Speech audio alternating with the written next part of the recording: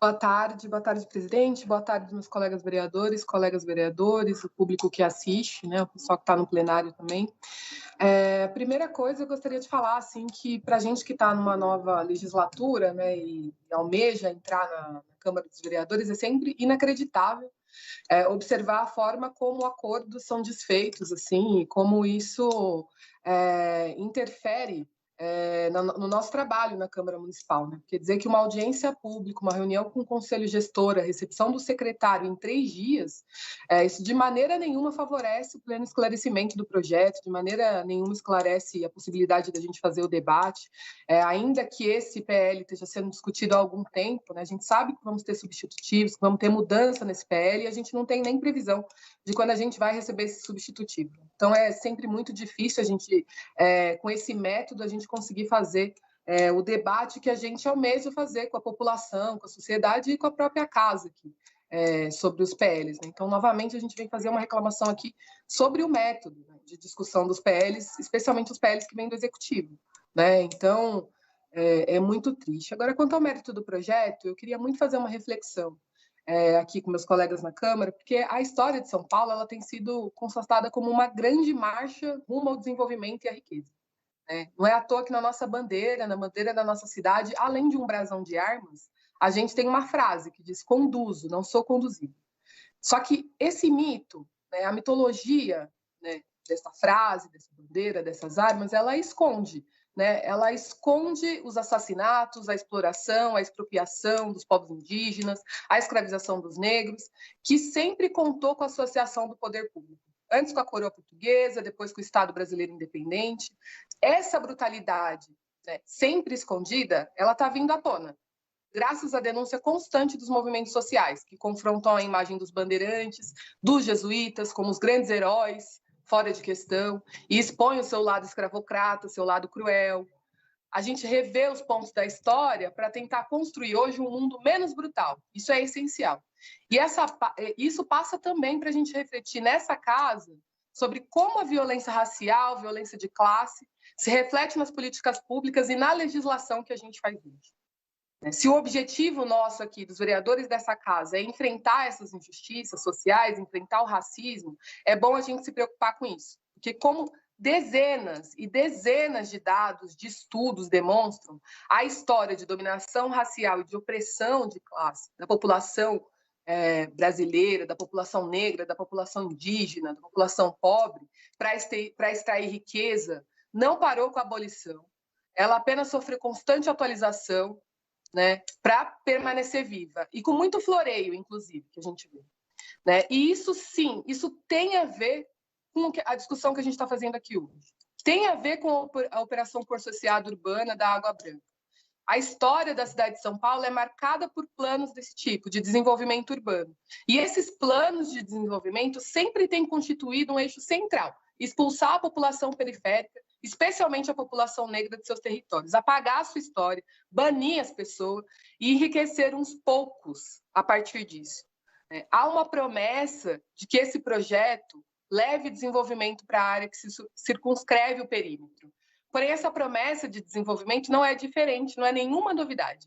É a mesma promessa que a gente vê em planos de modernização do final do século XVIII, do começo do século XX, que inclusive resultou na expulsão da população negra da região central da cidade, depois na década de 70, com programas de financiamento voltado para a classe média, que se esqueceu totalmente das classes mais pobres, obrigando essa população a um termo que a gente fala na periferia, que é o se viralogia.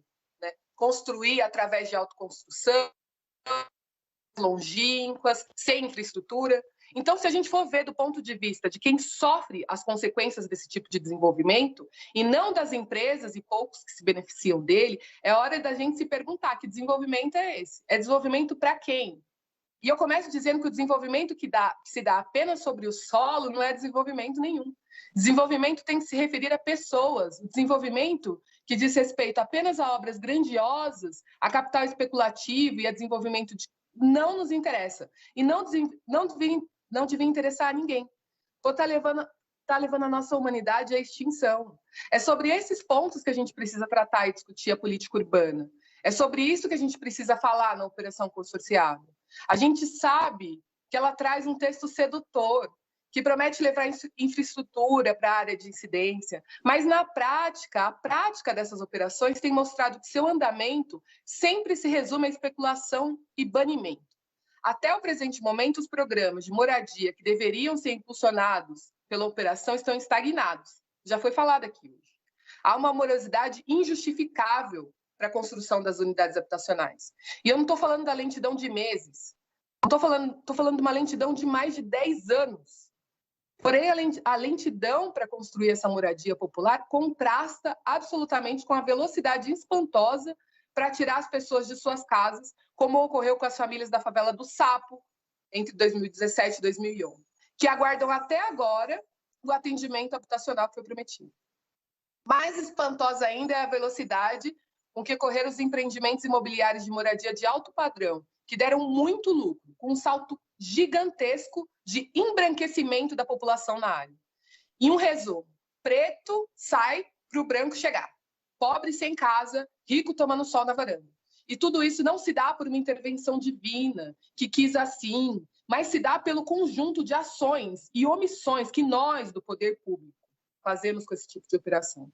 A lei anterior conseguiu cumprir muito bem seu objetivo de gerar lucro e renda no âmbito do mercado financeiro e do capital especulativo, mas está fracassando em cumprir o que deveria ser seu principal objetivo, garantir direito à cidade e à moradia para a maioria dos seus cidadãos.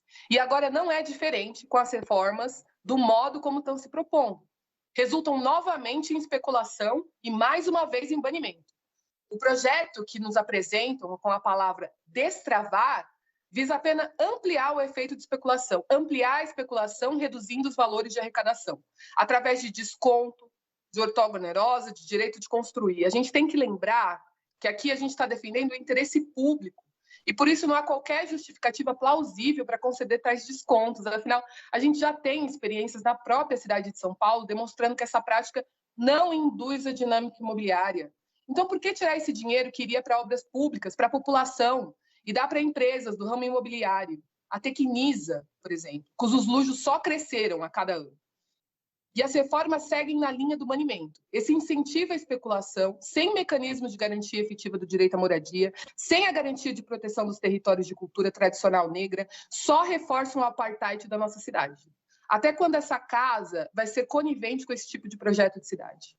A gente não deveria estar aprovando reforma legislativa, a gente devia estar nessa casa atuando para pressionar o executivo a promover as obras de moradia. Isso sim seria defender o interesse público. A operação urbana, na sua pregação, deveria garantir a lógica em que os empreendedores deveriam ganhar com o direito de construir, mas a população deveria ganhar com as obras públicas de infraestrutura. E acesso à moradia ao poder público, ganha com recursos arrecadados até aqui, que com certeza não ganhou. Foi a população com as obras de infraestrutura muito aquém do necessário e o direito de moradia completamente estagnado. Agora, a gente tem uma reforma que visa garantir que mais um ganhe também. E esse mais um é o poder público, que vai abrir mão da receita, concedendo um desconto absolutamente descabido. Qual é o interesse que a gente está defendendo aqui? Que tipo de cidade a gente está construindo? A gente precisa ser sincero com isso. A lei não precisa destravar nada. Se destravar da vantagem indevida para o mercado imobiliário. Não há a menor necessidade disso. A lei não precisa destravar, ela precisa ter suas diretrizes cumpridas. Ela precisa de mecanismos para frear os efeitos da especulação desmesurada e do beneficiamento exclusivo e excessivo do setor rentista. A gente precisa ter mecanismo que impeça que a valorização excessiva inviabilize obras públicas e expulse as populações de renda menor da localização. A gente precisa garantir que o território da cultura negra seja protegido.